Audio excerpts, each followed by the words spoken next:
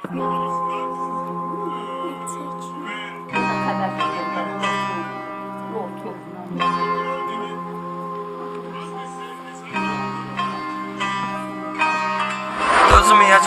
çəkəcəm silahı başıma bir mərmiyə. Ölməyəcəm, yarın halını mən görüm deyə. Oldu nələr, bu yarım sevgi yalın dastanında qaldı mənə.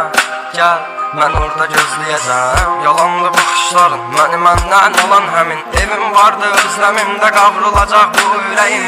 Teninə toxunduğun biraz yaydı o əllərin. Sənsizliyi yazar bu əl qazar məzar gələcəyimi.